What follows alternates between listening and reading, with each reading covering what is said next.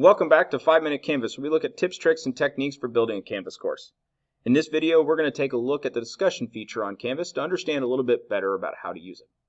And discussions can be a great way to add voice to students, particularly students who might struggle to speak up in the middle of an actual class discussion, but will have some very powerful things they want to say. Discussions can also be used as a form of conclusion, as a follow-up to activities, and I've even seen people who have used discussions as just general sharing out of things that they find. I've got a couple of discussions set up here, and this helps to highlight some of the different features found within the discussion page itself. We see that there's actually 3 sections. There's discussions where it's just a list of everything ordered by activity. We also have at the bottom this option for closed discussions. This is where you've turned off the discussion and students are unable to reply anymore. At the top, we see pinned discussions. These would be things that you want to make sure are very prominently visible at the top of the page, no matter how many discussions you might have. There's one more feature on here that we want to go ahead and take a look at, and that's the settings up here in the corner. So I'm going to click on the gear, and we see that there's some general discussion settings. One of them is the ability for me to manually mark a post as read. If I don't check mark that one, I have to open up a discussion in order for it to be marked as a read discussion.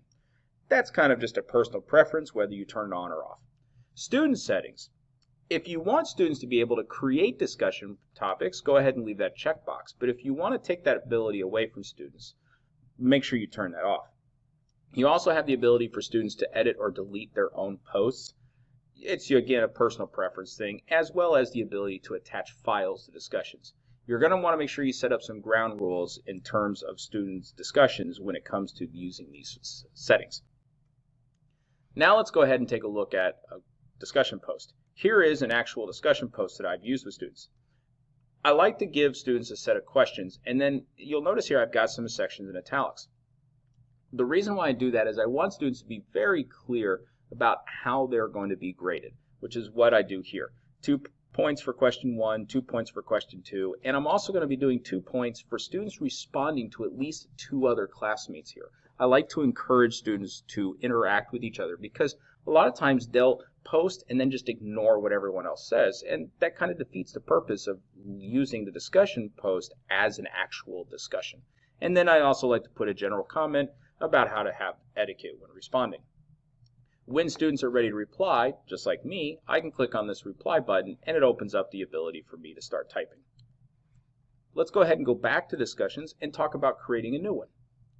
I want to go up here and click on plus discussion option, and I'm going to see some features just like doing text entry on pages or assignments. So I'm going to bypass this and come down to the options so you can see those. There's a couple of options here. Some of them that I like to use every time is I like to allow threaded replies. This makes it a lot easier to see how topic or comments are related to other comments if you allow students to reply to other students. If you don't allow students to reply to other people, you might as well leave that one off because it's not really needed. But it is useful if you do allow those replies. You also have the ability to turn on that students must repost before seeing replies. This can help to curb students answering questions after looking at what other people say. Think back to that global setting where students can edit their posts. Well, a student could post a generic answer and then look at what other people say and go back and edit it. So you're going to have to be watchful for that. Enable podcast feed is a unique feature available that allows students to get the information from the discussion as a podcast feed. I haven't really used it. I can't really say how beneficial it would be, but it might be something to explore if you think podcast is your game in class. Graded allows me to grade this just like an assignment, which turns on some additional options. And there's also the ability for students to allow liking.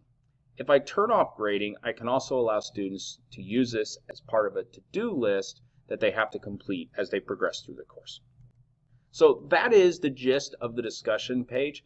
I really encourage you to check it out and see how you might be able to use this in class. Thank you for watching, and feel free to hit that subscribe button to keep up with all of our content here at Myth Badger Videos.